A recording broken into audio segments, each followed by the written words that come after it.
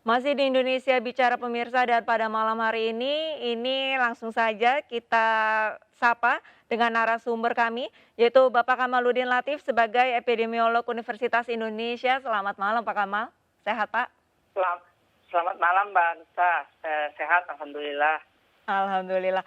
Pak Kamal, ini berbicara mengenai PPKM level 4 ini sudah mulai di detik-detik terakhir seperti itu ya. Ini Iya menurut Pak betul, Kamal untuk besok PPKM ya. sendiri ini apakah harus diperpanjang atau tidak? Eee, iya kalau kita lihat kondisinya memang ini menjadi pilihan yang sulit untuk pemerintah ya, pilihan yang sulit tetapi, sekali lagi kalau kita lihat indikator yang kita pakai ya terutama di beberapa pekan terakhir ini, itu memang, kelihatannya harus kita perpanjang. Ada beberapa poin yang harus kita jadikan acuan, yang pertama tentunya pasti, dari kasus ya, dari jumlah kasus harian, berturut-turut kalau kita lihat, kemudian, positivity rate kita juga yang sampai sekarang itu kita belum bisa turun di bawah 20%, artinya jauh dari yang dipersaratkan oleh, Organisasi Kesehatan Dunia, WHO, kemudian yang paling mengkhawatirkan adalah kematian. Mhm. Jadi kalau kita lihat kematian ini ada satu perbandingan yang menarik sebetulnya kalau kita lihat misalnya pada saat kasus UK itu 50.000, kita kasus 45.000, tapi kematian kita di atas 1.500, tapi UK kematiannya 40, 25 seperti itu.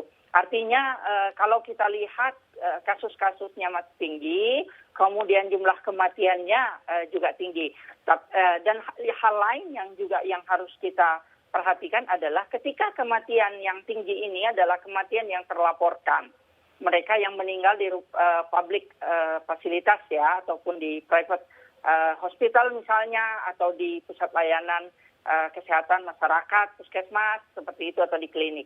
Tetapi banyak yang meninggal, mereka yang isolasi mandiri, kemudian meninggal di rumah, itu juga tidak terikut dengan baik. Oke. Dan kalau kita perhatikan mungkin kita itu memang kemungkinan hilang data itu sekitar 1/4. Ini harus kita terima bahwa kondisinya seperti fenomena gunung es. Artinya ini besar tapi di bawah jauh lebih besar lagi, seperti itu. Pak Kamal, lantas untuk evaluasi dari PPKM level 4 ini apakah bisa dikategorikan sukses dan berhasil menurunkan mungkin tingkat kematian dan tingkat bor sendiri? Iya, kalau kita menggunakan bor saja, saya pikir tidak cukup. Yang kita khawatirkan juga begini ya, ada seperti efek yo-yo diet. Jadi orang diet, kemudian turun, terus nanti naik lagi, turun terus naik lagi. Betul. Seperti itu. Nah ini yang kita khawatirkan. Sekarang, tapi sebetulnya begini Mbak, kalau kita menggunakan sebuah perbandingan indikator, itu juga mesti hati-hati. Artinya kalau kita bilang kita turun pun, kita perbandingkan yang sederhana misalnya kita perbandingkan pada tanggal awal, tanggal 1. Kemudian pada saat tanggal 25. Kemudian kita perbandingkan lagi pada hari ini. Pada hari ini itu jumlah kasusnya juga jauh lebih tinggi dibandingkan pada saat itu. Jadi sebetulnya tidak tren penurunan yang selalu diklaim bahwa kasusnya turun dalam beberapa hari belakangan itu, saya pikir itu kan sangat sensitif ya, dipengaruhi oleh jumlah tes. Kalau tes tinggi maka dia naik, kemudian Betul. tes turun tetapi jumlahnya setiap hari kalau kita perhatikan ya, misalnya di tanggal 1 itu kan 39.000, tanggal 25 38.000, apa bedanya? Apa bedanya? Jadi angka kasus hariannya juga 38.000 dengan 39.000 malah naik. Kemudian kita lihat kematian. Pada tanggal 25 itu 1.200. Sekarang kematian per kemarin itu 1.600, 1.800 2 hari yang lalu. Artinya sebetulnya indikator apa yang kita sebut turun? Apakah hanya hari kemarin? Itu sebuah kesalahan. Jadi saya pikir buat kita harus menerima bahwa kondisinya tidak mengembirakan, seperti itu. Berarti menurut Pak Kamal sendiri idealnya untuk bisa dibilang bahwa untuk, tingkat penyebaran corona sudah menurun, ini indikatornya apa? Apakah melalui BOR itu sudah cukup ataupun testing dan tracing-nya dengan, mungkin jumlah yang sama setiap hari ini baru bisa dikatakan, sesuai gitu, ideal seperti apa Pak Kamal? I- Iya, strategi pemerintah sekarang memang harus meningkatkan. Itu selalu digaungkan dan disampaikan bahwa kita fokus ya pada 3T itu. Tetapi menurut saya masih jauh. Tracing malah sebetulnya mengalami kemunduran dibandingkan dari beberapa bulan yang lalu. Kenapa saya katakan mengalami kemunduran? Oleh karena banyak tracer atau Mhm. tenaga pelacak yang sedianya tadi bekerja dengan bagus itu kemudian sekarang sudah tidak bekerja, artinya tidak diperpanjang. Kemudian ada wacana untuk penggunaan minjam dari institusi lain. Kita tidak menafikan bahwa itu sebuah bantuan, tetapi tenaga kecukupan kuantitas dan juga harus diperhatikan kualitas. Dan kalau kita lihat BOR lagi, ini yang agak bahaya. Mhm. Tingginya kematian menunjukkan bahwa ada masalah dengan quality of care, kualitas layanan kita. Oke. Artinya mereka yang sampai di fasilitas kesehatan di rumah sakit itu dengan sudah dengan kondisi gejala berat. Itu pertama. Kedua, dia datang tetapi dia tidak bisa mendapatkan pelayanan yang maksimal. Iya, betul. Pelayanan maksimal ini bukan hanya soal dia dilayani dan tidak dilayani oleh keterbatasan bed atau tidak, tetapi optimalnya fasilitasnya, oksigennya, ventilatornya, dan seterusnya. Nah ini yang harus hati-hati. Bahkan waktu tunggu, golden period. Jadi timingnya ketika dia masuk itu juga harus jadi perhatian. Kalau fungsi rujukan kita, kalau kita belajar ya, Lancet itu 2 tahun yang lalu mengeluarkan bahwa kualitas pelayanan kesehatan kita itu jauh, bahkan di bawah negara-negara tetangga kita di Asia Tenggara. Nah itu harusnya jadi perhatian. Kematian itu tinggi di situ karena fungsi rujukan. Jadi mereka yang isolasi mandiri tidak cepat diantisipasi. Kalaupun mereka mencari, mereka perlu untuk datang 2-3 fasilitas kesehatan sampai dapat. Itu pun kalau mereka dapat. Jadi artinya sudah terlambat. Nah, mereka sudah terlambat, mereka tidak dilayani optimal. Dari mana? Dari tingkat kematian yang tinggi ini.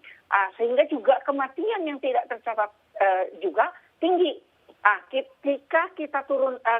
Ketika kita berpikir bahwa di Pulau Jawa ini trennya turun, misalnya DKI, Jawa Barat sekarang kan diklaim ya, Jawa Barat dan DKI itu cenderung turun. Ya.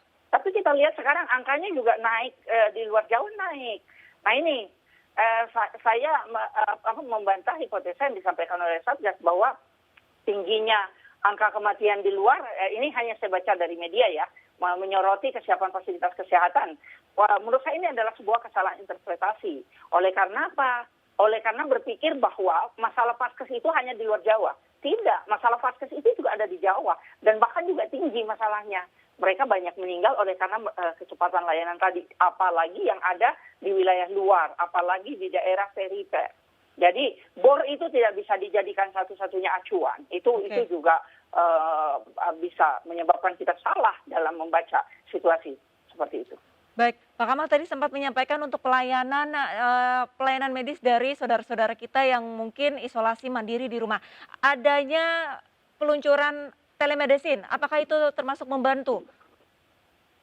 Iya, dia bisa konsultasi jarak jauh. Itu membantu. Tetapi ketika membutuhkan layanan, ketika butuh layanannya tidak ada. Oke. Saya membantu.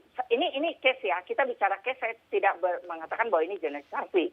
Tetapi case di mana sampai malam kita terima telepon, minta bantuan dari teman-teman untuk dicarikan ICU, dicarikan tempat tidur.